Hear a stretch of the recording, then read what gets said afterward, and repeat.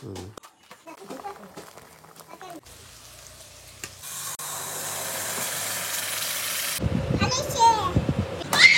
Everyone, good morning. তোমাদের সবার রিকোয়েস্টে আবারও চলে আসলাম নতুন একটা ব্লগ ভিডিও নিয়ে। তো আমি ঝুমা আর বিপ্লব ঝুমা ব্লগে তোমাদের অনেক অনেক ওয়েলকাম জানিয়ে আজকের ব্লগটা শুরু করছি। এখন ঘড়িতে বাজে সকাল 7টা। ঘুম থেকে উঠেছি ওই 6টা নাগাদ। আর আজকে তো রবিবার মানে স্পেশাল কিছু খাওয়া দাওয়া। ওদিকে সকাল সকাল বরকে ঘুম থেকে উঠেই পাঠিয়ে দিয়েছি দোকানে। আমিও চলে এসেছি রান্নাঘরে। তো কয়েকদিন আগে একটা ভিডিও আপলোড করেছিলাম, তোমরা হয়তো সবাই দেখেছো, যে বরমশাই রান্না করেছিল তড়কা আর আমি বানিয়েছিলাম রুটি। তো আমার বরের কাছে সেদিনে তড়কা রুটি এতটাই ভালো লেগেছিল, সে আমাকে পরে বলে যে আবারও যদি একদিন তড়কা রুটি হতো তাহলে বেশ মজা করে পেট ভরে খেতাম। আমার বর আমার কাছে খেতে চেয়েছে, আর আমি যদি তাকে না বানিয়ে খাইয়ে ও বাড়িতে চলে যাই তাহলে তোমরাই বলো আমি কি শান্তি পাবো? যাই হোক, তড়কা ডালটা বরকে আনতে বলেছিলাম, তো আমাকে এনেও দিয়েছে। আর এটা আমি গতকালকে রাত্রেবেলা সারা রাতের জন্য ভিজিয়ে রেখেছিলাম। আজকে সকালবেলা ফ্রেশ হয়ে এটা সিদ্ধ করতে বসিয়েছি। আসলে যদি প্রেসার কুকার থাকতো তাহলে কিন্তু এতটা টাইম লাগতো না, ওই 2-3টা সিটি মারলে এটা হয়ে যেত। যেহেতু প্রেসার কুকার নাই, অনেকটা টাইম লাগবে। এদিকে ওকে পাঠিয়েছিলাম দোকানে আটা আনতে, ওটা সিদ্ধ হতে হতে আমি আটাটা এখন মেখে নিব। এর আগের দিন যেদিন তড়কা রুটি বানিয়েছিলাম সেদিন না অনেকটা বেলা হয়ে গিয়েছিল, তাই আজকে দুজন মিলে সকাল সকাল ঘুম থেকে উঠে চলে এসেছি রান্নাঘরে, যে আজকে একটু সকাল সকাল করব, নয়তো প্রচন্ড খিদে পেয়ে যায় জানো। ভেবেছিলাম আটাটা আমিই মাখবো, কিন্তু একভাবে দাঁড়িয়ে থাকতে কাজ করতে না আমার এখন ভীষণ কষ্ট হয়। ওর জন্য বরকে বললাম যে তুমি একটু মেখে দাও। এদিকে বরমশাই আটা মাখছে আর ওদিকে পুচকি একটু একটু করে আটা নিয়ে নষ্ট করছে। আর ও না এখন যথেষ্ট বড় হয়েছে, আর যত দিন দিন বড় হচ্ছে প্রচন্ড দুষ্টুমি করে জানো। আসলে বাচ্চা কাচ্চারা তো এরকমই হয়, এটাই তো ওদের সময় দুষ্টুমি করার। যাই হোক, কথায় আছে না, ভালো মন্দ কিছু খেতে হলে অনেকটা কষ্ট করতে হয়। তো আমার থেকে আমার বরের কিন্তু কষ্টটা একটু বেশি হয়। তড়কা ডালটা সিদ্ধ হয়ে গেছে, আর ওদিকে বরমশাই আমাকে আটাটা মেখে দিয়ে এখন তড়কার জন্য পেঁয়াজ রসুন গুলো কেটে নিচ্ছে। কি বলতো, আমরা সবাই কম বেশি কোনো রেস্টুরেন্ট বা কোনো হোটেলে গেলে এই তড়কাটা বাটার নান অথবা তন্দুরি রুটির সঙ্গে অর্ডার করে থাকি, কিন্তু বিশ্বাস করো বাড়িতে একবার এইভাবে বানিয়ে খেয়ে দেখো, দারুণ লাগবে খেতে। এগুলো সব গুলি করে নিলাম। আর আজকে যেহেতু সকালবেলা দিদিকে বলেছি ভাত রান্না করতে হবে না, সবাই আজকে এটাই খাবো। কারণ এর আগের দিন যেদিন রান্না হয়েছিল, রুটি বানানো হয়েছিল, সেদিন ভাত তরকারি সব থেকে গেছিলো, তাই আজকে রুটির পরিমাণটা অনেকটাই বেশি।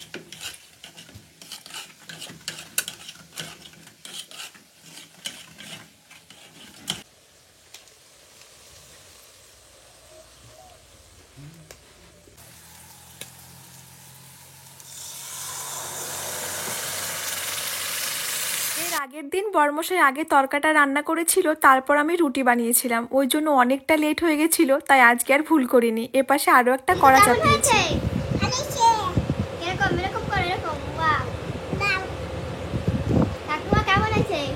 ভালো কমপ্লিট হয়ে গেছে, আর এদিকে এখনো রুটি হয়নি। দেখো কতদূর রুটি, দেখো আমার অবস্থাটা। আর কয়েকটা আছে, তাহলে হয়ে যাবে। আর এদিকে এই যে কৃষ্ণা নিয়ে চলে যাচ্ছে বাবার জন্য।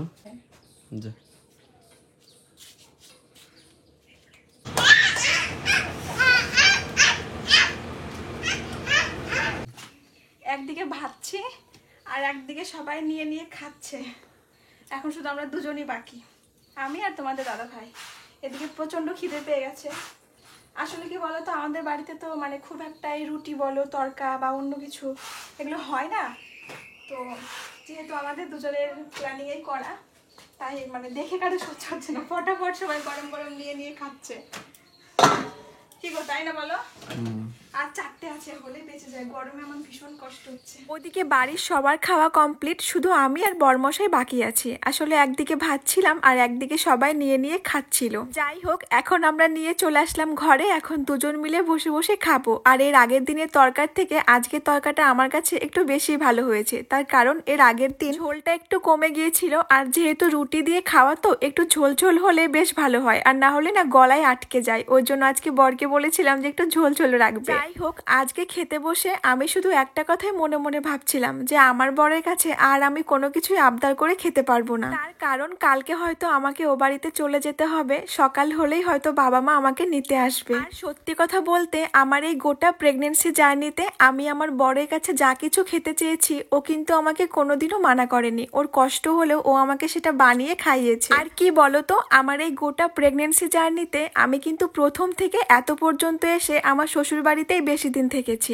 শুধু মাঝে কয়েকটা দিন মায়ের কাছে গিয়েছিলাম। আমাদের ওই বাড়ির নিয়মে সাথ দেওয়ার পরে ওই বাড়িতে গিয়ে কটা দিন থাকতে হয় মায়ের কাছে, ওই জন্যই ওই 15 দিনের মতো মায়ের কাছে থেকে এসেছিলাম। আর এখন তো সামনেই আমার ডেলিভারি ডেট, তাই আমার এবং আমার পুচকুসোনার কথা ভেবে আমার মায়ের কাছে আমাকে যেতেই হবে, কারণ মায়ের মতো কেউ হয় না। যদিও আমার বর আমাকে বলেছিল যে আমার বরের কাছেই থাকতে, কিন্তু এখানে থাকলে আমাকে তো কেউ দেখার মতো নেই, তাই আমাকে মায়ের কাছে বাধ্য হয়ে যেতেই হবে।